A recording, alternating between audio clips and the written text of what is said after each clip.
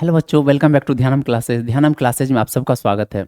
सबसे पहले राधे राधे, जय श्री कृष्णा। कैसे हो आप लोग? आशा करता हूँ आप लोग अच्छे होंगे। तो चलिए, ध्यानम क्लास के इस क्रैश कोर्स के सीरीज में मैं आज आप लोगों के लिए बायोमोलिकुल्स का लेक्चर 10th लेने जा रहा हूँ। और पिछले लेक्चर में अपने लोगों ने कार्बोहाइड्रेट्स के बारे में पढ़ा था। तो चलिए, आज मैं आप लोगों के लिए नया टॉपिक प्रोटीन को पढ़ाने जा रहा हूँ। तो चलिए इसकी शुरुआत करते हैं। मेरा नाम है रवि रंजन और आप देख रहे हैं ध्यानम क्लासेस। तो बच्चों, मैंने आप लोगों को पिछले जो लेक्चर में मैंने पढ़ाया अभी तक वो कार्बोहाइड्रेट्स थे। कार्बोहाइड्रेट्स क्या थे, कितने प्रकार के थे, उनका वर्गीकरण कैसे किया गया था, और हर कार्बोहाइड्रेट्स के बारे में अपने लोगों ने अच्छे तरीके से समझा कि कार्बोहाइड्रेट्स का स्ट्रक्चर कैसे होता है, कार्बोहाइड्रेट्स के क्या क्या कार्य हैं, कौन सा कार्बोहाइड्रेट्स कहाँ है, ये मैंने समझा था। अपने लोगों ने ग्लूकोज के बारे में पढ़ा था, अपने लोगों ने मतलब फ्रुक्टोज के बारे में पढ़ा, माल्टोज के बारे में पढ़ा, सुक्रोज के बारे में पढ़ा, लैक्टोज के बारे में पढ़ा, मतलब जो सेल्यूलोज के बारे में पढ़ा, स्टार्च के बारे में पढ़ा, ग्लाइकोजिन के बारे में पढ़ा। हर चीज़ पढ़ाया मैंने आपको लोगों को। तो बस आपका क्या काम है, आप उसको अच्छे से रिवीजन करते रहना ताकि आपके एग्ज़ाम से कोई भी क्वेश्चन वो ना छूट पाए। अगर छूट जा रहा है तो कितना दुख होगा कि हमने आपके लिए इतना मेहनत किया, बस आपने थोड़ा सा मेहनत में कमी कर दिया जिसके वजह से छूट गया। अगर आप प्रॉपरली रिवीजन करोगे तो आपका कभी नहीं छूटेगा। तो चलिए आज का लेक्चर का शुरुआत करने जा रहा हूँ। तो प्रोटीन टॉपिक क्या है? प्रोटीन और अमाइनो एसिड। अब पूछोगे सर ये प्रोटीन क्या होता है और प्रोटीन हमारे शरीर में क्या करता है? तो मैंने आपको बताया था प्रोटीन हमारे शरीर में क्या करता है। मैंने ये नहीं बताया था प्रोटीन क्या है, मैंने ये बताया था प्रोटीन करता क्या है। तो हमने फिर बताया था आप लोगों को प्रोटीन जो है हमारे शरीर में बॉडी बिल्डिंग का काम करता है।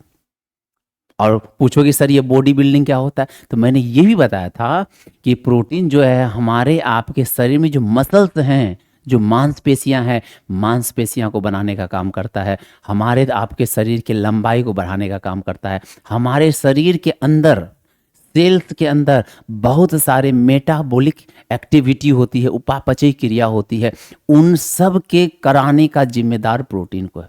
तो अभी तो हम उसके अंदर सेल शरीर के अंदर घुस के नहीं देखेंगे, उसको नहीं समझाएंगे, वो बायोलॉजी का टॉपिक है। बस आप इतना यहाँ समझो, हमारे शरीर में प्रोटीन मसल्स के निर्माण में भाग लेती है, हमारे आपकी लंबाई को बढ़ाने में भाग लेती है। अगर जरा सोचो, अगर ये प्रोटीन हमारे शरीर में नहीं होगा तो क्या होगा?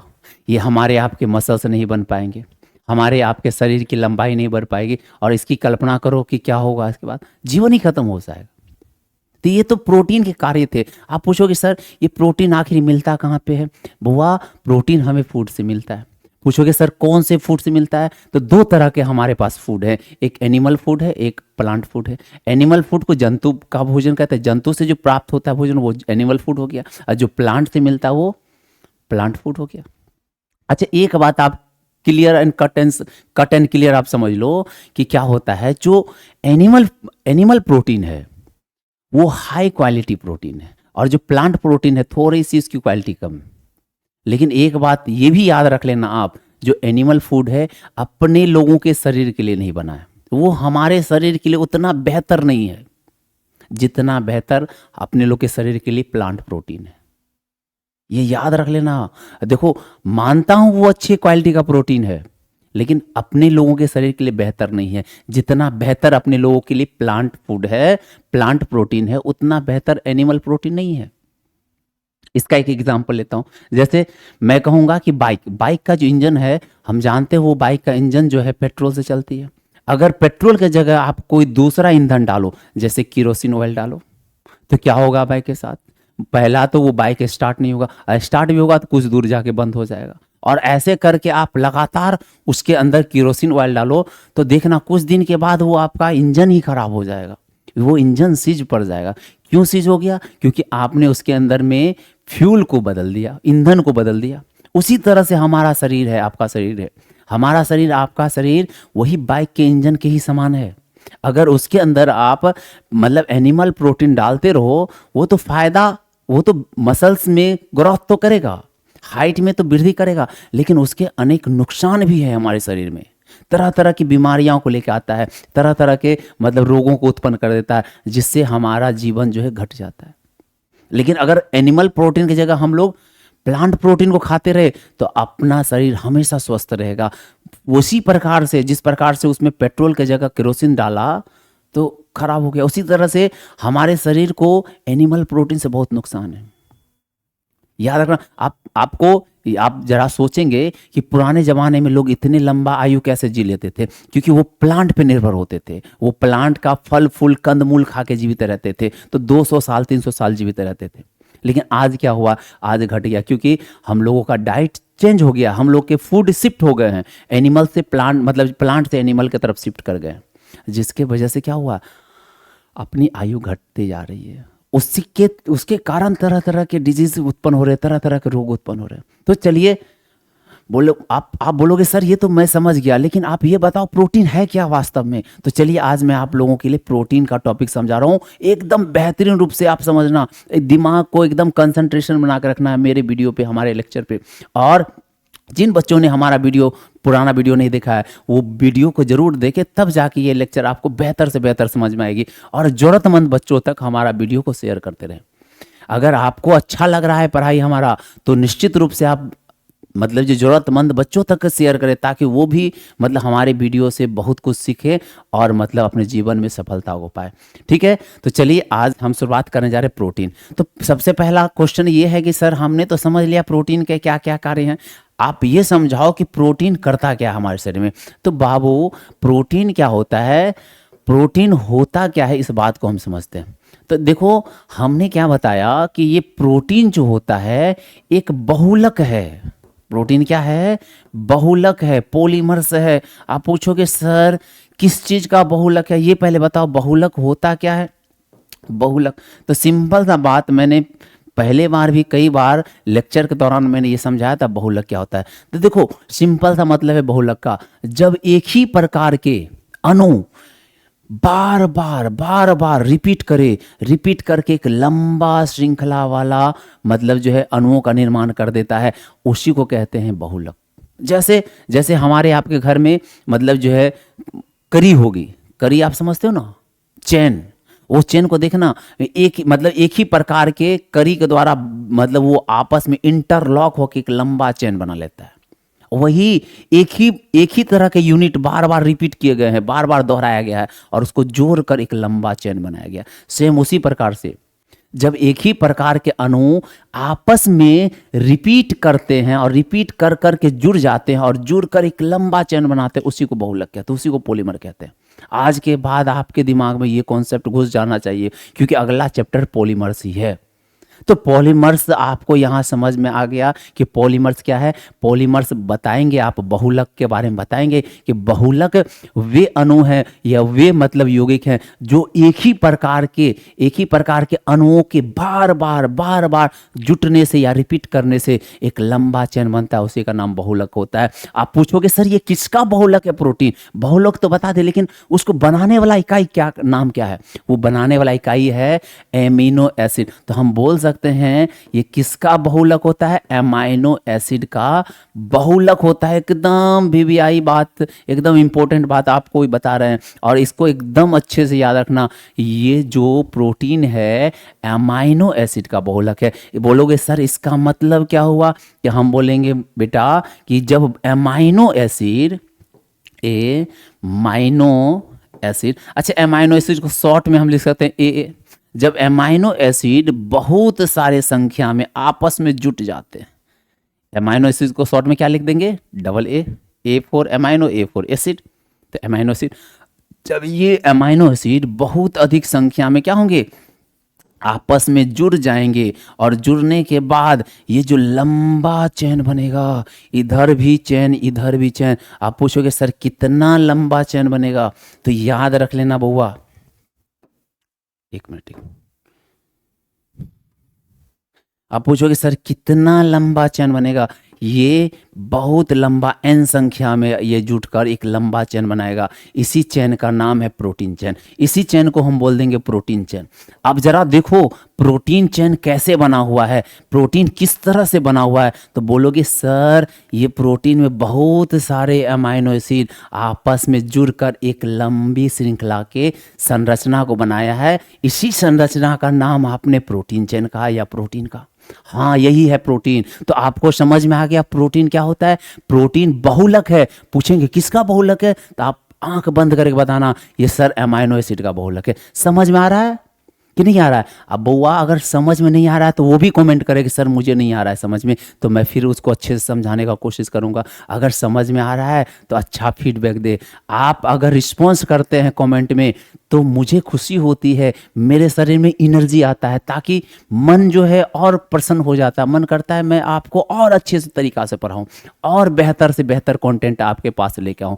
अगर आपके कमेंट और आपके अच्छे रिस्पॉन्स नहीं आते हैं तो मेरा भी एनर्जी लेवल कम हो जाता है, मेरा उत्साह घट जाता है। तो आप लोग अच्छे अच्छे कमेंट करते रहें ताकि मैं आपको अधिक से अधिक एनर्जी से मैं आप लोगों को पढ़ा सकूं। ठीक है, तो आपको ये समझ में आ गया प्रोटीन क्या है। तो प्रोटीन क्या है, प्रोटीन एक बहुलक है। किसका बहुलक है, अमाइनो एसिड का बहुलक है। और अमाइनो एसिड जब बहुत सारे संख्या में जुड़ेंगे तो उसी को कहेंगे प्रोटीन। तो बोलोगे सर एक चीज तो आपने बताया कि अमाइनो एसिड का बहुलक है, लेकिन आप ये बताइए कि अमाइनो एसिड क्या है। आप तो हर बार कोई भी चीज समझाते तो नया शब्द को लेके आ जाते हैं। अमाइनो एसिड को समझाइए तभी तो मैं समझ पाऊंगा कि ये प्रोटीन आखिर किस अमाइनो एसिड से बना होता है, अमाइनो एसिड होता क्या, तभी तो मैं उसको अच्छे से समझ पाऊंगा। तो चलिए घबराइए नहीं, मैं हूं आपके लिए, हर चीज को तोड़ तोड़ के बेहतर रूप में समझा दूंगा। तो अब हम समझते हैं कि अमाइनो एसिड होता क्या है। अमाइनो एसिड क्या होता है। तो बाबू एक बात समझ लेना माय डियर फ्रेंड, एक बात अपने दिमाग में घुसा लो। अमाइनो एसिड को बनाने के लिए दो फंक्शनल ग्रुप आते हैं। कितने फंक्शनल ग्रुप आते हैं, दो फंक्शनल ग्रुप। दो फंक्शनल ग्रुप मिलकर अमाइनो एसिड का निर्माण किया। दो फंक्शनल ग्रुप मिलाकर जो है मिलकर अमाइनो एसिड का निर्माण करता है। आप पूछोगे सर कौन सा फंक्शनल ग्रुप इसका निर्माण किया है, कौन से ये दो फंक्शनल ग्रुप है। तो चलो मैं ये दोनों फंक्शनल ग्रुप के बारे में आपको समझाता हूँ। एक फंक्शनल ग्रुप का नाम है एमीन। क्या नाम है, एमीन्स नाम है। आप एमीन के बारे में जानते होंगे। एमीन्स क्या होता है, अमोनिया ग्रुप। और अमोनिया का फॉर्मूला क्या होता है, NH3।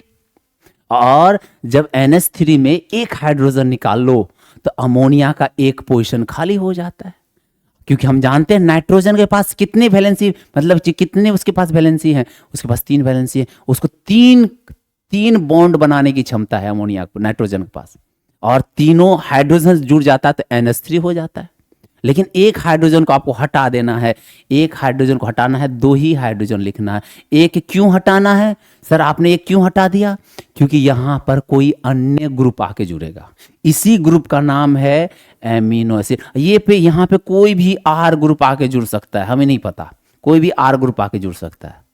हम बाद में जोड़ लेंगे, हम बस इतना ही लिखते हैं यहां पर अभी पोजीशन खाली है, किसी के साथ जुड़ जाएगा, ये एमीन होता है। और दूसरा जो फंक्शनल ग्रुप है अमाइनो एसिड को बनाने वाला, वो फंक्शनल ग्रुप है कार्बोक्सिलिक एसिड।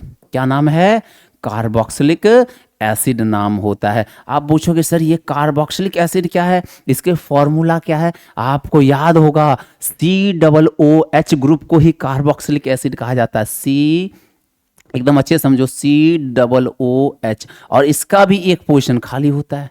ये कार्बोक्सिलिक एसिड है।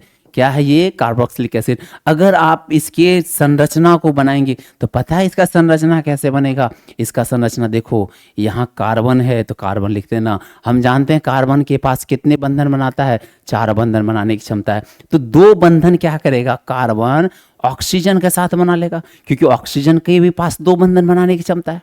तो ऑक्सीजन क्या बोलेगा कि हम कार्बन तुमसे 2 बंधन बना के जुड़ जाएंगे। ऑक्सीजन का तो काम हो गया, कार्बन बोलेगा 2 बंधन और मुझे चाहिए। तो एक बंधन से यहां गौर करो, ये OH जो है ये बोलेगा हम यहां जुड़ जाएंगे। ये जो OH है, क्योंकि O के पास 2 बंधन है ना, तो एक हाइड्रोजन है, एक कार्बन से जुड़ जाएगा, इसका भी काम तमाम। और एक बंधन, एक पोजीशन इसका ये खाली छोड़ देगा। क्यों खाली छोड़ देगा, क्योंकि अन्य ग्रुप के साथ ये जुड़ सकता है, इसलिए खाली छोड़ दिया। और ये इसका स्ट्रक्चर हो गया कार्बोक्सिलिक एसिड का। और यही कार्बोक्सिलिक एसिड और यही एमीन्स मिलकर जो है किसका निर्माण कर देता है, अमाइनो एसिड का। दिमाग में घुसा लो अमाइनो एसिड कैसे बनता है। दो ग्रुप, दो फंक्शनल ग्रुप से। कौन कौन सा? कार्बोक्सिलिक ग्रुप और एमीन्स के मिलने से ही अमाइनो एसिड बनता है। क्लियर हुआ बात? समझ में आ रहा है कि नहीं आ रहा है? एकदम अच्छे से समझो, खोपड़ी के अंदर घुसा लो, खोपड़ी तोड़ दूंगा नहीं तो। ठीक है, चलिए इसका स्क्रीनशॉट लेना है तो आप इसका स्क्रीनशॉट, पहले ये वाला स्क्रीनशॉट ले लो ताकि आपको अच्छे से, आप इसका ले लेना स्क्रीनशॉट। ले लिया आपने? ठीक, चलो अब इसका एक बार स्क्रीनशॉट ले लो ताकि नोट्स बनाओ, तो ताकि एकदम अच्छे से समझ में आए कि एक्चुअली चल क्या रहा है।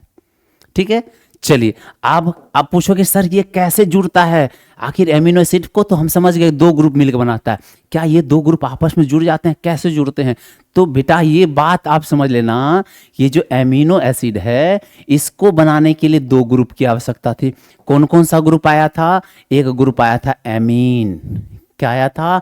एमीन आया था। और एक आया था सर, एक कार्बोक्सिलिक एसिड आया था, कार्बोक्सिलिक एसिड आया था। और ये दोनों आपस में डायरेक्ट नहीं जुड़ते हैं, इसको जोड़ने के लिए दोनों जो है आपस में डायरेक्ट नहीं जुड़ते हैं, इसके बीच इसको जोड़ने के लिए एक तीसरा एटम आता है, वो कार्बन एटम है। ये कार्बन आता है, कार्बन एटम आया और दोनों को जोड़ दिया, और यही दोनों के जुड़ने से जो कंपाउंड फॉर्म होता है उसी को एमिनो एसिड कहते हैं। क्या, किसको कहते हैं? Amino acid. तो एकदम याद रख लेना बात को, एमिनो एसिड कैसे बनता है? एमीन और कार्बोक्सिलिक एसिड के बीच में कार्बन के एटम्स जुड़ जाते हैं तो उसी को कहते हैं एमाइनो एसिड या एमिनो एसिड कहा जाता है। तो एमिनो एसिड समझ में आया? आप पूछोगे सर कितने कार्बन जुड़ेंगे? एक जुड़ेंगे क्या? दो जुड़ेंगे क्या? तीन जुड़ेंगे क्या? कितने? तो बेटा एक बात याद रख लेना, यहाँ पर एक कार्बन भी हो सकते हैं, दो भी हो सकते हैं, तीन भी हो सकते हैं, चार भी हो सकते हैं, पांच भी हो सकते हैं, जितना मर्जी आपको जोड़ दो, लेकिन कम से कम एक। चलो जोड़ के बताता हूँ कि क्या क्या इसके मतलब जो है।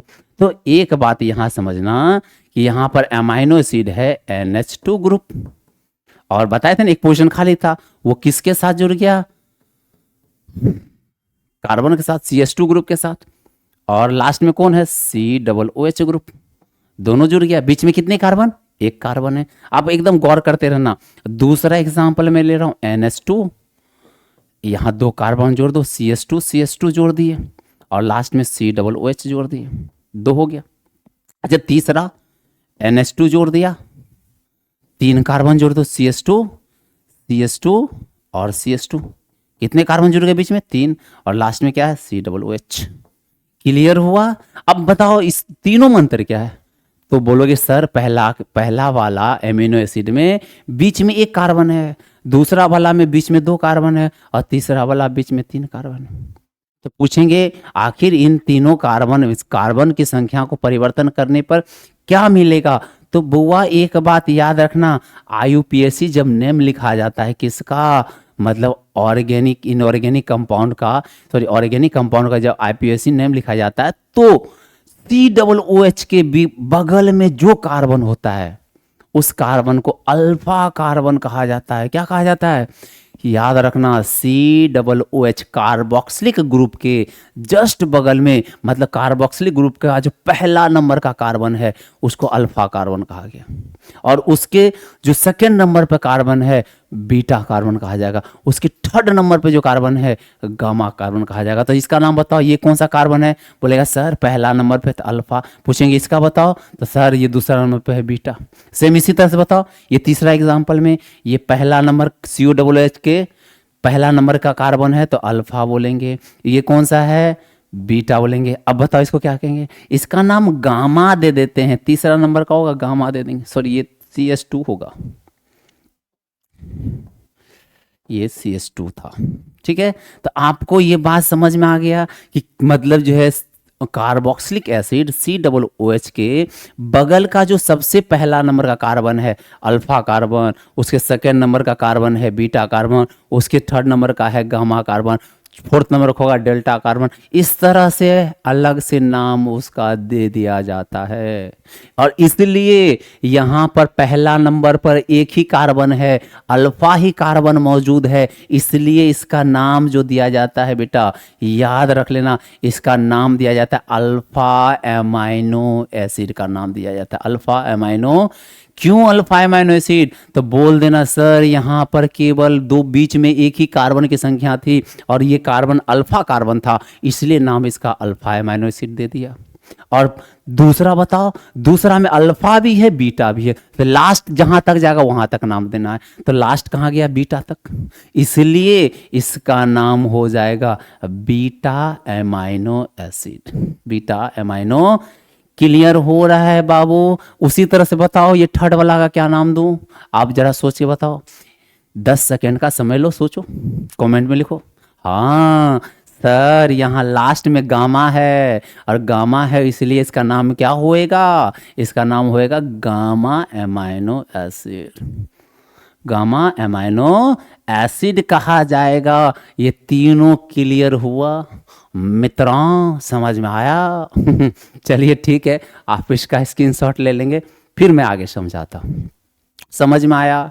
अच्छा, एमिनो एसिड का कैसे, एमिनो एसिड का नामकरण कैसे रखा जाता है? तो बोलोगे सर कार्बन, ये दोनों फंक्शनल ग्रुप के बीच में जो कार्बन की संख्या होगी उसके आधार पर एमिनो एसिड का नाम देंगे। देंगे या नहीं देंगे? अरे बोलो, सर को हिलाओ, मैं देख सकता हूँ आपको, वीडियो के पार देख सकता हूँ आपको, देख सकता हूँ क्या कर रहे हो आप लोग। ठीक है। अच्छा, आप लोगों से एक बहुत बड़ी शिकायत है। सबसे पहला, आप लोग वीडियो को स्किप करके भाग जाते हो, आप अच्छे से लेक्चर नहीं देखते हो। तो बेटा नुकसान इसमें है, इसमें तेरा घाटा, मेरा कुछ नहीं जाता। समझ आ रहा है ना? इसलिए आपको वीडियो पूरा देखना है, लेक्चर पूरा देखना है। आप खुद का नुकसान करोगे एग्जाम में। आप पता है, एक चीज़ आपको बता देना चाहता हूँ, ये जो आपका उम्र है, आपका जो एज है, उस एज में आपके पास सबसे अधिक एनर्जी है, सबसे अधिक पोटेंशियल है, कोई भी काम कर सकते हो आप, दुनिया का हर मतलब फतेह को लहरा सकते हो, हर चीज़ में तुम आप विजेता बन सकते हो। लेकिन पता है, उसका अच्छे तरीके से यूटिलाइज करो, कैसे करना है। अगर ये उम्र चला गया ना, तो फिर ये ज्ञान को अर्जित करने का सबसे मेन समय। वैसे तो कहा जाता है कि ज्ञान प्राप्ति करने का उम्र कुछ नहीं होता है, लेकिन मेरा मानना ये 100% नहीं है, हमेशा ये नहीं होता है, वो अपवाद है किसी किसी के साथ। लेकिन जो ज्ञान प्राप्ति का उम्र है, यही उम्र है, क्योंकि इसी उम्र में, इस एज में आपके पास बहुत अधिक एनर्जी है, बहुत अधिक पोटेंशियल है, आप जो चाहो वो कर सकते हो, वो बन सकते हो। इसलिए अपना समय बर्बाद ना करें, ये स्किप करके भाग जाना, ये इसमें आपका घाटा होगा। इसलिए आप पूरा लेक्चर देखें। ठीक है, चलिए, तो इसके बारे में आपको समझ में आ गया। हम पूछेंगे का एमिनो एसिड कितने प्रकार का होगा, तो मतलब आप बोलोगे सर उसके दोनों फंक्शनल ग्रुप के बीच में जितनी कार्बन की संख्या होगी, उस कार्बन की संख्या के आधार पर ही एमिनो एसिड का नाम रखा जाएगा। पूछेंगे बताओ, अगर एक कार्बन होगा तो क्या नाम बोलोगे? तो बोलोगे sir alpha amino acid. 2 carbon होगा तो sir beta amino acid. 3 carbon होगा सर गामा एमिनो एसिड। इस तरह से हम एमिनो एसिड का नामकरण करते हैं, इसको अलग अलग भागों में बांट देते हैं। आपको पता है क्या, प्रोटीन जो होता है, जो प्रोटीन्स के मॉलिक्यूल्स होते हैं, प्रोटीन्स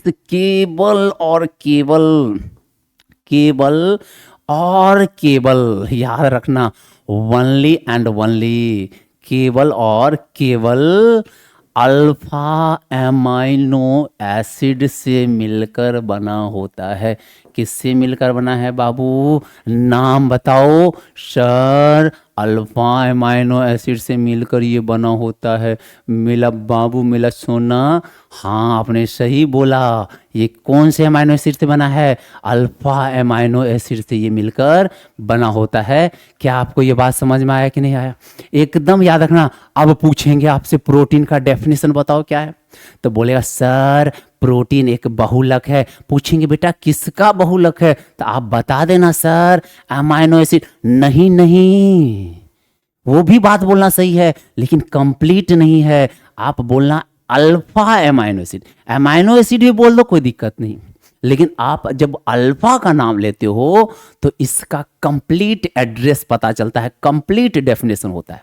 तो समझ में आया ना कि प्रोटीन क्या है? सर अल्फा एमाइनो एसिड का बहुलक होता है। बहुत अच्छे बच्चे, कितना मजा आ रहा है आपको पढ़ने में। बस पढ़ाई को इंटरेस्टिंग बना के तो पढ़ो, आपको इतना मजा आएगा बता नहीं सकते। ये नशा जो है ना, बहुत मज़ेदार नशा है। जब डूब जाओ ना, आप लोग उम्र में थे तो बहुत पढ़ाई में मन लगता था, मतलब झूठ बोल रहा हूँ मतलब ऐसा नहीं था कि नहीं लगता था, करता था, पढ़ाई बहुत करता था।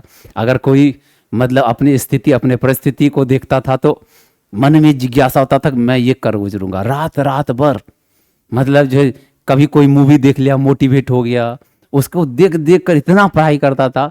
फिर पता चला 2 दिन क्या, फिर तीसरा दिन वही हाल आप लोग का जैसा है। आप लोग के मन में होता होगा अक्सर 2-3 दिन कोई ऐसा बात सुनने को मिल गया, कोई ऐसा कहानी मिल गया या कोई ऐसा मूवी देख लिए, उसके बाद आपके अंदर जोश आया कि नहीं मुझे कुछ बनना है। और उसके बाद 2-3 दिन तक इतना घमासान आप पढ़ाई करते होगे, और उसके बाद फिर 2-3 दिन के बाद जैसो का तैसो। चलिए, तो समझ में आ गया। इसको आप स्क्रीन शॉट ले लेंगे और अपना नोट्स को अच्छे से बनाएंगे, ठीक है। चलिए अब आते हैं इसके मूल डेफिनेशन पे। ये डेफिनेशन क्या कहता है बाबू लोग? अब यहाँ देखो आप लोग क्या बोला गया। अब यहाँ पे एक एक करके हम समझा देते हैं।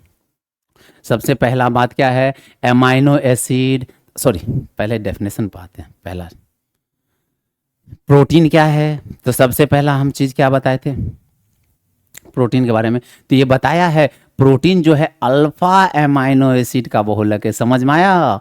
क्या है? अल्फा एमाइनो एसिड का बहुलक होता है। और ये प्रोटीन हमारे लिए क्या काम करता है, तो बॉडी बिल्डिंग का काम करता है। ये बात भी समझाए थे।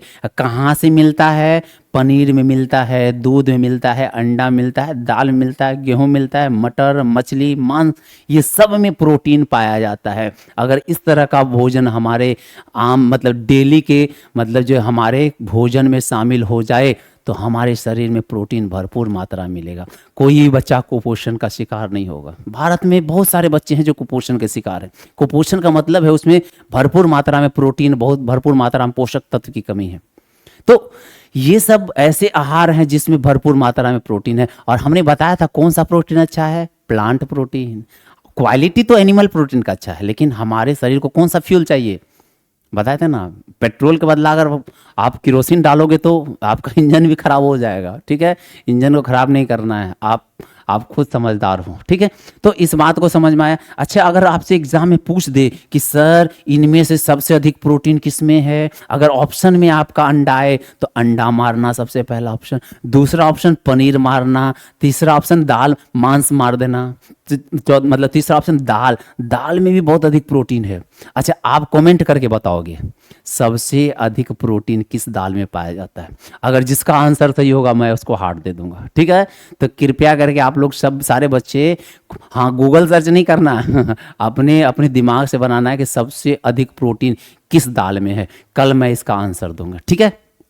तो ये सब जो है ऐसे भोजन के सोर्स है जहाँ पे अधिक प्रोटीन मिलता है। चलो अगला हम समझते हैं कि अमाइनो एसिड क्या होता है। तो हमने क्या बताया, अमाइनो एसिड 2 फंक्शनल ग्रुप से मिलकर बना है। कौन सा? एमीन। एमीन मतलब NH2 ग्रुप, पहला क्या है एमीन ग्रुप है, और दूसरा क्या है कार्बोक्सिलिक एसिड है। कार्बोक्सिलिक एसिड का क्या फॉर्मूला, COOH से मिलकर बना होता है। अच्छा, हमने बताया अमाइनो एसिड को NH2 और COH के बीच उपस्थित कार्बन के बीच जो है कार्बन की जो संख्या है उसके आधार पर इसका वर्गीकरण किया गया है।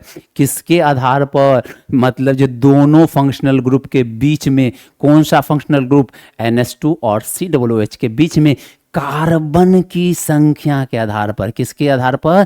कार्बन की संख्या के आधार पर जो है प्रोटीन का वर्गीकरण किया गया है। अच्छा, यहाँ पे आप एक एग्जाम्पल देख लो। यहाँ पे एग्जाम्पल क्या है, यहाँ पे लिखा हुआ है, यहाँ पे कौन सा ग्रुप है? पहला ग्रुप है NH2 एमीन है, दूसरा है COOH। कितने कार्बन हैं? एक कार्बन है। इस कार्बन का नाम क्या होगा? अल्फा कार्बन, और इसलिए इस एमिनो एसिड का क्या नाम है? अल्फा एमिनो एसिड है। बेटा एक बार आप लोग इसका स्क्रीनशॉट ले लेंगे, अपने नोट्स में उतार लेंगे, फिर मैं आगे बढ़ता हूँ। ले लिया आप लोगों ने स्क्रीनशॉट? बहुत अच्छा। चलिए अगला। अच्छा, आप ये एग्जांपल बताओ, ये कौन से मतलब जो अमाइनो एसिड है? सर इसमें 2 कार्बन है, 1 2 बीच में, पहला अल्फा हो जाएगा, दूसरा बीटा हो जाएगा। चूंकि लास्ट में बीटा कार्बन है इसलिए इसका नाम बीटा मतलब जो अमाइनो एसिड होगा। उसी तरह से तीसरा बताओ, इसका नाम गामा हो जाएगा, क्योंकि 3 कार्बन है, लास्ट में कौन सा गामा है, इसलिए इसका नाम हो गया गामा अमीनो एसिड। लेकिन प्रोटीन किसका बना हुआ है, हम बताए थे प्रोटीन जो है केवल अल्फा अमाइनो एसिड से ही मिलकर प्रोटीन बना होता है। तो प्रोटीन का डेफिनेशन क्या हो गया, प्रोटीन अल्फा अमाइनो एसिड का बहुलक है। केवल अमाइनो एसिड मत बोल देना, क्या बोलना है, अल्फा अमाइनो एसिड का बहुलक होता है। ये बात समझ में आया। अच्छा पता है इसका जनरल फॉर्मूला क्या होगा, जनरल फॉर्मूला। अच्छा एक चीज बताओ, दुनिया में जो सबसे सरलतम मतलब जो है अमाइनो एसिड है, अच्छा कितना सबसे कम कार्बन हो सकता है अमाइनो एसिड के बीच में, आप बोलोगे सर 1 कार्बन होगा। अच्छा 1 कार्बन होगा तो बताओ 1 कार्बन से भी कम हो सकता है क्या, नहीं, सबसे सरल वाला है, सबसे साधारण वाला है 1 कार्बन। तो 1 कार्बन अगर होगा तो सबसे सिंपलेस्ट एमिनो एसिड होगा, सबसे सरलतम सबसे साधारण एमिनो एसिड है, केवल 1 कार्बन लगा है, उसके अलावा कोई आलतू फालतू कोई ग्रुप नहीं लगा होगा, ऐसे एमिनो एसिड को कहा जाता है ग्लाइसिन। और ये ग्लाइसिन जो होता है दुनिया का सबसे सिंपलेस्ट एमिनो एसिड है, इससे सरलतम एमिनो एसिड दुनिया में नहीं है। तो ये आपके ऑब्जेक्टिव के क्वेश्चन बनाते हैं। अगर पूछा जाएगा कि सिंपलेस्ट एमिनो एसिड क्या है तो बोलना सर ये तो मैं जानता हूँ, एमिनो एसिड को बना के दिखा दूंगा। कैसे बनाओगे बच्चा, आप बोलोगे सर आपने बताया था एक NH2 ग्रुप है और एक COOH है, उसमें तो सबसे सरलतम एक ही कार्बन वाला है, तो 1 कार्बन लगा दो और H2 जोड़ दो, इससे सरल कोई नहीं है, इसी का नाम ग्लाइसिन है। क्या नाम है देखो ना कितना मजा आ रहा है पढ़ने में, कितना आसान है पढ़ाई समझने में, बस पढ़ो तो सही, आप एकदम मन से पढ़ो। ये समझ में आया ना, दुनिया का सबसे सिंपलेस्ट एमिनो एसिड कौन सा है, ग्लाइसिन। एग्जाम का ऑब्जेक्टिव बन सकता है, पूछा जाएगा ग्लाइसिन का फॉर्मूला क्या है, तो आप एक NH2 और एक COOH, बीच में 1 कार्बन और 2 हाइड्रोजन जोड़ देना CH2, हो गया सबसे सरलतम। अच्छा आप पता है जिस तरह से हम कार्बोहाइड्रेट्स का फॉर्मूला लिख दिए थे, याद है ना, कार्बोहाइड्रेट्स का साधारण सूत्र, उसी तरह से यहां भी इसका साधारण सूत्र लिखा जा सकता है। आप पूछोगे सर कैसे लिख पाओगे साधारण सूत्र, तो बहुत आसान है बउआ, साधारण सूत्र लिखना इसका बहुत आसान है, क्योंकि हम जानते हैं, क्या जानते हैं, 1 कार्बन होगा, अच्छा इसमें एक COOH वाला COOH होगा ग्रुप, इसको ऊपर जोड़ दिए, किधर भी जोड़ लो, आपका मर्जी मेरी मर्जी, कहीं भी आप जोड़ लो, कहीं लटका लो, कोई फर्क है, हमने ऊपर लटका दिया। अच्छा NH2 को सर हम इधर लटका देते, लटका दो, जैसे मुंह लटकाते उसे लटका दो किधर भी, ठीक है चलो अच्छा एक पोजीशन यहाँ खाली होगा कि नहीं होगा, एक इसके पास क्या है, हाइड्रोजन भी है सर, हाइड्रोजन लटका दो। अच्छा एक हाइड्रोजन तोड़कर कोई अन्य ग्रुप को लटका दो। अगर ये ग्रुप नहीं होता तो यहाँ पर हम क्या कर देते, यहाँ H2 लिख देते, क्या लिख देते, याद है ना, CH2। लेकिन हम क्या करते हैं, यहाँ पर एक हाइड्रोजन को तोड़ देंगे। अच्छा एक हाइड्रोजन को तोड़ेंगे तो बताओ, आप बताओ क्या हो जाएगा, कार्बन की 3 ही वैलेंसी तो पूरी होगी ना, 3 वैलेंसी पूरी हो गई तो कार्बन का एक पोजीशन खाली रह जाएगा। कार्बन क्या बोलेगा, मेरा एक पोजीशन खाली हो गया, यहाँ कोई अन्य ग्रुप को जोड़ दो। तो हमने क्या किया, अपने मन से एक R ग्रुप को लाया, जोड़ दिया, और वही है जिसका हमें तलाश है। ये क्या है, ये प्रोटीन का जनरल फॉर्मूला हो गया। किसका फॉर्मूला हो गया, प्रोटीन बोलते हैं, अमाइनो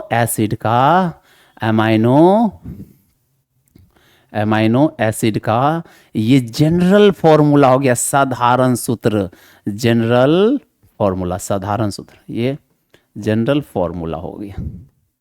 क्लियर है, क्या है अमाइनो एसिड का जनरल फॉर्मूला, याद रखना आप लोग, क्या है बेटा, यहाँ पे सर एक तरफ NH2, ऊपर में COH, एक हाइड्रोजन, और एक हाइड्रोजन को जगह पे तोड़ के आपने क्या लगा दिया, कोई अन्य ग्रुप लगा दिया।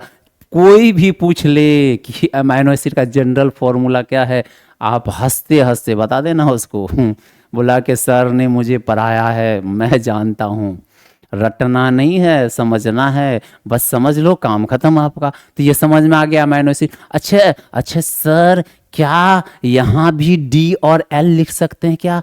हाँ, डी और एल यहाँ भी लिखा जाता है। बोलोगे सर कैसे डी और कैसे? देखो ना यहाँ पे सी एच था, यहाँ पर एन एच टू था या नहीं था, और यहाँ पे सी ओ एच था कि नहीं था? अगर अगर याद रख लेना आप, अगर N H two group right side में जुड़ जाता है उसके लिए डी शब्द का इस्तेमाल करते हैं। याद है कि नहीं है? क्या शब्द इसको देते हैं? डी, डेक्सो। अच्छा, इसको कहेंगे डी फॉर्म एमिनो एसिड। क्या बोलेंगे? डी एमिनो एसिड का नाम दिया जाएगा, डी फॉर्म वाला है। और इसी पे अगर हम क्या कर देंगे, सी एच रहने दो, एन एच टू ग्रुप को बस लेफ्ट साइड में दे दो, ये आर को इधर दे दो, और सी ओ एच को ऊपर लटका दो, इसको कहेंगे एल फॉर्म। क्या कहेंगे इसको? एल फॉर्म वाला है। क्लियर हुआ या नहीं हुआ? बताओ ना, हुआ कि नहीं हुआ? अरे क्लियर हुआ। कुछ नहीं करना है, जैसे अपने लोग ग्लूकोज में पढ़े थे डी फॉर्म एल फॉर्म, यहाँ भी D form L form. Sir कैसे डी फॉर्म यहाँ होगा? यहाँ पे NH2 ग्रुप देखते हैं सेकेंड लास्ट कार्बन पर, जब कोई भी ग्रुप, वहाँ OH ग्रुप था, यहाँ NH2 ग्रुप जो है अगर राइट साइड जुड़ जाता है तो डी फॉर्म होता है, और लेफ्ट साइड जुड़ जाता है। देखो ना, ये लेफ्ट साइड में जुड़ा है, ये लेफ्ट साइड में, और ये लेफ्ट साइड में जुड़ गया, और ये कहाँ जुड़ा हुआ है? राइट साइड में। क्या नाम देंगे इसका? डी फॉर्म देंगे, उसका एल फॉर्म देंगे। आप जरा इसका स्क्रीन शॉट ले लेंगे, ये जनरल फॉर्मूला हो गया, इसका स्क्रीन शॉट ले लीजिए, ठीक है। और इसका हो गया ये एल और डी फॉर्म है, कैसे लिखने का तरीका है, इसको ले लीजिए, हो गया। चलिए अब टॉपिक पे आते हैं। अब जरा देखो यहाँ पे लिखा गया है ना, क्या लिखा गया है कि भैया अल्फा एमिनो एसिड का जो जनरल फॉर्मूला होता है, सी एच है, यहाँ पे NH2 है, ये COH है, यहाँ कोई R ग्रुप लटक गया है, किसको तोड़कर? एक हाइड्रोजन को तोड़कर, ठीक है। तो ये क्या है? इसके जनरल फॉर्मूला होते हैं, और जनरल फॉर्मूला को आप लोग याद रखना। प्रोटीन का एमिनो एसिड का जनरल फॉर्मूला क्या है, आप इसको देखो, आप इसका स्क्रीनशॉट ले लेंगे। चलिए आप इसको देखिए, आप इसका नाम क्या है? इसका नाम डी फॉर्म है, और इसका नाम क्या है? एल, सॉरी यहाँ पे एल फॉर्म होगा, ये डी नहीं होगा, क्या होएगा? एल वाला होगा। क्लियर हो गया? ये कौन सा है? एल फॉर्म है। ये कौन सा है? D form. कैसे डी फॉर्म? यहाँ पे NH2 राइट साइड, और ये कैसे एल फॉर्म? यहाँ पे NH2 लेफ्ट साइड। अच्छा, यहाँ पे लिखा हुआ यदि एमाइनो एसिड में NH2 राइट साइड हो तो डी फॉर्म, और क्या लेफ्ट साइड हो तो एल फॉर्म कहा जाता है। कौन सा फॉर्म कहेंगे? एल फॉर्म कहा जाता है। दिमाग में बात घुसा कि नहीं? खोपड़ी में घुसाइए ना, खोपड़ी खोल दूंगा आगे ठीक है, आपको अच्छे समझते रहना। आप इसका एक बार बउआ स्क्रीनशॉट ले लीजिए। आगे बढ़ूं क्या? चलिए, अच्छा, एक चीज और यहाँ बताना है। क्या सर, क्या बताना है आपको? आप तो बताने के लिए आए हो, बताते रहो, हम लोग सुनते रहेंगे। चलिए, बहुत अच्छा बउआ। अब यहाँ क्या है? हमारे पास CH2 था। अरे था, यहाँ पे क्या था? एक तरफ था NH2 ग्रुप, और एक तरफ था COOH ग्रुप, और सर एक R ग्रुप आप लटका दो कहीं पे, हमें कोई फ़र्क नहीं है, किधर भी COH किधर भी NH2 लटकाओ, हमको कोई मतलब नहीं, कैसे भी सब कुछ चलेगा, ठीक है। अब चलेगा तो आप यहाँ समझो। अब ये कौन सा ग्रुप है? सर ये तो कार्बोक्सिलिक एसिड है, COOH। अच्छा, एसिड का मतलब क्या? सर ये तो एसिड है, तो एसिड का मतलब एसिड। आप पूछेंगे एसिड कहते किसको हैं? बोलेगा सर ऐसे कंपाउंड जो जल में जाकर H+ आयन में टूट जाता है, मतलब प्रोटॉन डोनर, जो प्रोटॉन को दे देता है उसको कहते हैं प्रोटॉन डोनर। अब प्रोटॉन मतलब H+, जो जल में H+ देता है वो क्या है? एसिड, और जो ले लेता है वो है बेस। तो जरा सोचो, ये वाला सिरा किसका? एमिनो एसिड का ये सिरा कैसा है? बोलेगा सर ये तो कहने वाली बात थोड़ी ना है, ये एसिड है, इसकी प्रकृति कैसा है? एसिड है, इसलिए इसका नाम दिया गया एसिडिक इंड। ये एमिनो एसिड का कौन सा इंड है? एसिडिक इंड है, मतलब ये अम्लीय सिरा है। कौन सा सिरा है? अम्लीय। पूछेंगे क्यों अम्लीय है? कि सर ये जो है सर ये जो है COOH है, हम जानते हैं COOH एसिड होता है, इसलिए ये सिरा अम्लीय है। अच्छा, ये भी आप जानते होंगे क्या, ये NH2 ग्रुप है सर, ये अमोनिया है, और अमोनिया के बारे में जानते हैं, अमोनिया बेसिक होता है, क्षारीय होता है। तो ये कौन सा सिरा हो गया बउआ, बेसिक इंड कहलाता है, इसको कहते हैं क्षारीय सिरा। क्या कहा जाता है, क्षारीय सिरा। अगर आपको सब कुछ समझ में आ रहा है तो सॉरी, अगर आपको अच्छे से समझ में आ रहा है तो जय श्री कृष्णा का नाम पे ठोक दीजिए लाइक, और मतलब जो पहुंचा दीजिए पूरे उन बच्चों के पास पहुंचा दीजिए जिनको पढ़ाई अच्छे से समझ में नहीं आती। मेरे पास लाइए, मैं उसको सिखाऊंगा, मेरी गारंटी। ठीक है, तो आपको समझ में आया ना कि क्या है, एमिनो एसिड के पास, एमिनो एसिड के पास दोनों सिरा है, अम्लीय सिरा भी है और क्षारीय। पूछेंगे अम्लीय सिरा कौन सा है तो आप बता देना फटाक से COOH। पूछेंगे क्षारीय सिरा कौन सा है, सर NH2 क्षारीय है। अच्छा बेटा, हम एक बात आपसे क्वेश्चन कर देंगे, बताओ जब दोनों सिरा है तो ये कैसा नेचर का है, एमिनो एसिड का नेचर क्या होगा, अम्लीय होगा या क्षारीय होगा। तो अब यहां सवाल फंस जाता है। हम जानते हैं अम्ल और क्षार को मिला देते हैं तो उदासीन हो जाता है। तो जरा सोचो, अगर जितनी मात्रा मतलब जो COH ग्रुप की होगी, अगर उतनी ही मात्रा NH2 ग्रुप होगा तो दोनों मिलकर उदासीन हो जाएगा।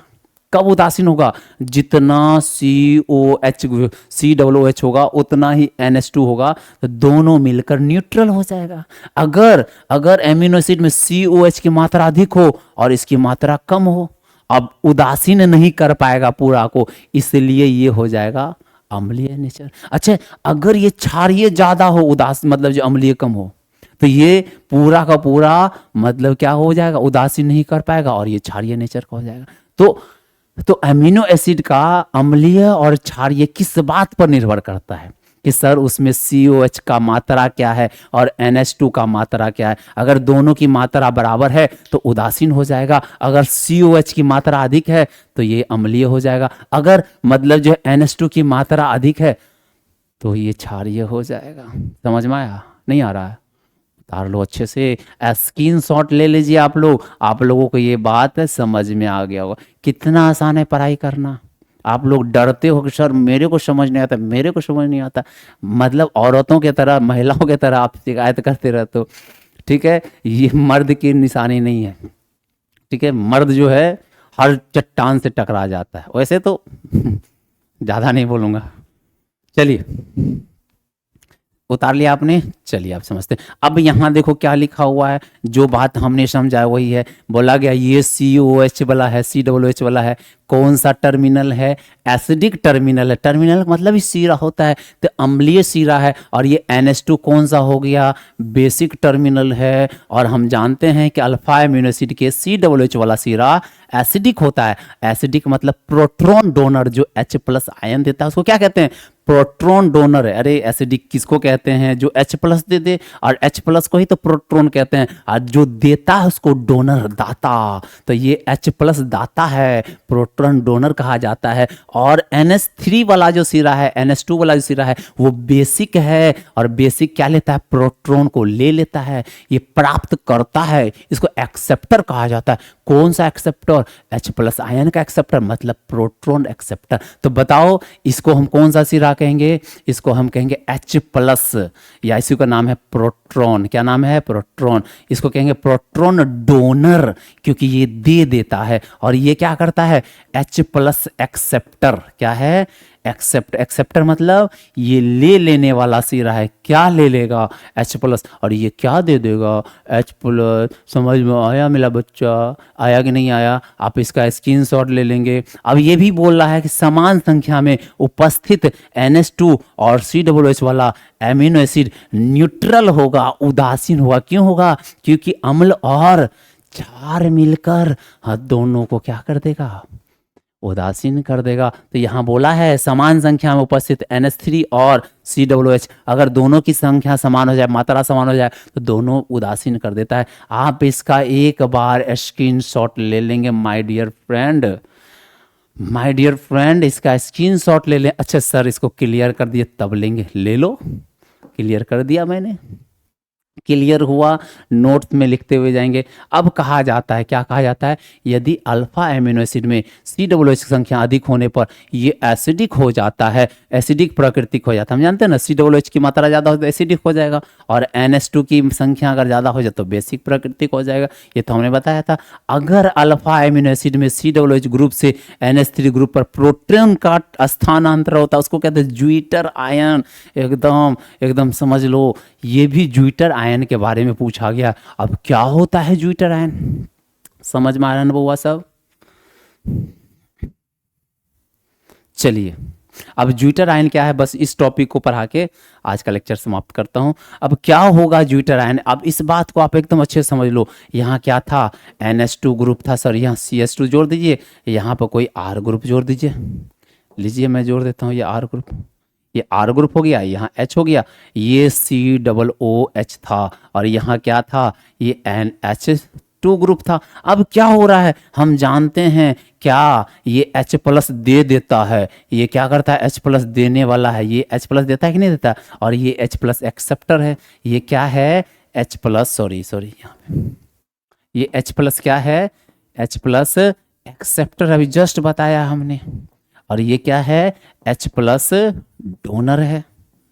ये क्या है, H प्लस डोनर है। तो बउआ ये H प्लस देता है, ये लेता है, तो बताओ ये देगा तो कौन लेगा, COH से H प्लस जाएगा तो कौन ग्रहण करेगा, NH2। तो बउआ ये क्या हो जाएगा, जब ये अपना हाइड्रोजन को लॉस करता है, मतलब H प्लस देता है, ये याद रख लेना, ये काम की चीज़ है। जब हाइड्रोजन लॉस करता है तो इस पर एक निगेटिव आयंस आ जाते हैं, और ये निगेटिव आयंस इसको बता रहा है कि यहाँ से एक ग्रुप निकल के बाहर गया है, ग्रुप बाहर गया है, और जिसके पर जाता है उस पर पॉजिटिव आयन लग जाता है, मतलब बाहर से अंदर आया है। तो याद रखना ये निगेटिव हो जाता है, और ये क्या हो गया, अब यहाँ पर एक और हाइड्रोजन आ जाएगा। क्या आ जाएगा, अब पहले 2 था, क्योंकि एक हाइड्रोजन यहाँ से ट्रांसफर हो गया, इस पर H प्लस आयन आ गया, तो अब ये क्या हो जाएगा, H3 हो जाएगा, लेकिन यहाँ पॉजिटिव लग जाएगा। तो ये पता चलता है कि ये ग्रहण कर लिया और ये डोनेट कर दिया। इसी का नाम होता है ज्विटर आयन। क्या नाम दिया गया है, ज्विटर आयन का फॉर्मेशन हो जाता है। आपसे पूछेगा ज्विटर आयन का फॉर्मेशन कहाँ होता है, एमाइनो एसिड के अंदर। कैसे होता है तो आप बता देना, COOH ग्रुप से H प्लस आयन निकल कर कहाँ चला जाता है, NH2 ग्रुप के पास, और क्या बना लेता है, एक सिरा NH3 प्लस वाला और दूसरा माइनस। अब जरा सोचो, आपके पास 100 रुपया था और 100 रुपया आपने किसी को दे दिया, आपके पास मात्र 100 रुपया था और वो 100 रुपया आपने दान कर दिया। तो अब बताओ, दान तो कर दिया, लेकिन आपको अब उस 100 रुपया की कमी होगी, आप चाहोगे किसी तरह से मेरे पास फिर से 100 रुपया आ जाए। वही बात है, अब ये क्या है, हाइड्रोजन तो लॉस कर दिया, अब इसको रहेगा कि नहीं नहीं बेकार किए, मेरे पास हाइड्रोजन आ जाए। अब इसका नेचर दान करने वाला नहीं है, अब एक्सेप्ट करने वाला है। और ज्विटर आयन जैसे बनता है, याद रख लेना, ये ज्विटर आयन जैसे बनता है, अब ये डोनर ना होकर अब ये बन जाएगा एक्सेप्टर। अब बोलेगा अब हम दान नहीं करेंगे, हमने बहुत दान कर दिया, बहुत दान पुण्य किया, अब मुझे कठोर बनना है। तो अब ये क्या करेगा, H प्लस एक्सेप्टर बन जाएगा। बताओ ना, बनेगा कि नहीं बनेगा? क्यों? क्योंकि ये दान कर दिया, अब इसके पास क्षमता नहीं दान करने का। अब सोचेगा नहीं, अब हम किसी से ले ले। तो अब ये जो दान करने वाला सिरा था, डोनर, H प्लस डोनर था, अब वो H प्लस एक्सेप्टर हो जाएगा। और बताओ H प्लस एक्सेप्टर को क्या कहते हैं, बेसिक। अब ये जो इंड हो जाएगा, बेसिक इंड हो जाएगा, बेसिक टर्मिनल हो जाएगा, बेसिक इंड हो जाएगा। और ये वाला बताओ क्या हो जाएगा, अब ये एक्सेप्टर नहीं, इसके पास एक्स्ट्रा हाइड्रोजन आ गया, बोलेगा अब हम, मेरे पास बहुत है, अब हमको दान करता बना दो, हमको डोनर बना दो। अब ये H प्लस का डोनर बन जाएगा, क्योंकि बोलेगा मेरे पास एक्स्ट्रा है, किसी को लेना है ले लो। तब ये डोनर, अच्छा डोनर बन जाता है तो क्या हो जाता है, उसको क्या कहते हैं, एसिडिक इंड। याद रख लेना, ये एसिडिक इंड हो जाता है। और इस प्रकार से जब ज्विटर आयन का फॉर्मेशन होता है तो एसिडिक इंड बेसिक में बदल जाता है और बेसिक एसिडिक में बदल जाता है। यही तो कहानी था। समझ में आया? क्या समझ में आया कि जब ज्विटर आयन बनते हैं तो ये H प्लस दे देगा और ये H प्लस ले लेगा, और जब दे देगा तो निगेटिव आ जाएगा, ले लेगा तो यहाँ पॉजिटिव आ जाएगा। अच्छा, जब दे देगा तो इसके पास कमी खलेगा उसका, क्या अरे क्या होता है ना कि जब अपने लोग कोई दूर हो जाते हैं तब उसकी कमी महसूस होती का नहीं बहुत अच्छा था, वो आ जाता तो अच्छा रहता। वही बात इसके साथ है।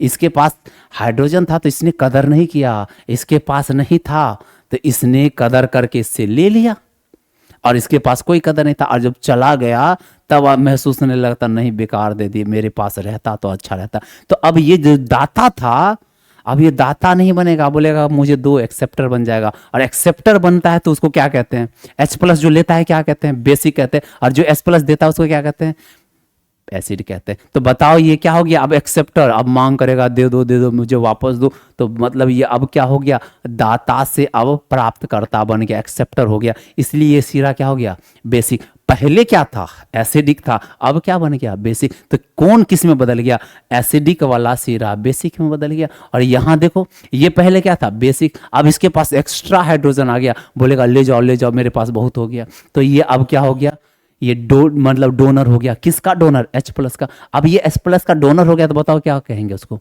एसिड कहेंगे ना। पहले क्या था, बेसिक, अब क्या बन गया, एसिडिक। तो अब क्या हुआ, जब जो सीरा बेसिक था अब एसिडिक हो गया, और जो एसिडिक था बेसिक हो गया। ये कब हुआ, जब ज्यूटर आयन बना। तो ज्यूटर आयन बनने से क्या होता है, एसिडिक सिरा बेसिक बन जाता है, बेसिक सिरा एसिडिक बन जाता है। स्क्रीनशॉट कृपया ले ले इसको, ताकि आपको ये अच्छे से बात समझ में आ जाए। ले लिया आपने, चलिए हमको आपको ये टॉपिक खत्म करता है। अब क्या कहा जाता है, अल्फा अमीनो एसिड में COOH ग्रुप से NH2 ग्रुप पर प्रोटॉन का क्या होता है, स्थानांतरण होता है, तो ज्यूटर आयन का फॉर्मेशन होता है। अभी बताए थे ना, उसको कहेंगे ज्यूटर आयन। और जैसे ज्यूटर आयन बन गया तो अब यह क्या कहा जाता है, ज्यूटर आयन के बनने से अब देखो ये सीरा क्या होगा, अब ये क्या हो जाएगा, ये एसिडिक था, सॉरी, अच्छा ये एसिडिक था, ये बेसिक था, यहाँ पे C है। तो अब क्या हुआ, जैसे ज्यूटर आयन का फॉर्मेशन हुआ, ये बेसिक सिरा पे प्लस आ गया और इस पे माइनस आ गया। तो अब क्या हुआ, ये एसिडिक जो था अब ये बेसिक में बदल जाएगा, और ये बेसिक था तो एसिडिक, और इसी को कहते हैं ज्यूटर आयन कहा जाता है। तो आप इसका एक बार स्क्रीनशॉट ले लेंगे कि कैसे ज्यूटर आयन का फॉर्मेशन हुआ है, ठीक है। तो यहाँ पे समझते हैं, यहाँ क्या कहा जाता है, सिंपल एमिनो एसिड का स्ट्रक्चर में NH2 ग्रुप बेसिक टर्मिनल होता है, जबकि COOH ग्रुप एसिडिक टर्मिनल होता है। लेकिन ज्यूटर आयन में NH2 ग्रुप टर्मिनल जो है एसिडिक हो जाता है, जबकि COO माइनस ग्रुप जो है बेसिक हो जाता है। वही तो बात बताया, जो एसिडिक था वो बेसिक बन गया, जो बेसिक था एसिडिक बन गया। लेकिन नॉर्मल में क्या था, NH2 बेसिक था, COOH एसिडिक था। लेकिन ज्यूटर आयन तो क्या बना, जैसे ज्यूटर आयन बना तो क्या बन गया, जो एसिडिक था बेसिक बन गया, जो बेसिक था एसिडिक बन गया। यही कहानी होता है। तो चलिए ये आप लोग स्क्रीनशॉट ले लेंगे। अगले लेक्चर में आप लोगों से मिलता हूँ, तब तक आशा करता हूँ आप लोग अच्छे होंगे, अच्छे रहेंगे, अच्छे से पढ़ाई करेंगे और ढेर सारा मेहनत करेंगे एग्ज़ाम के लिए। चलिए तब तक के लिए धन्यवाद, मिलता हूँ अगले लेक्चर में।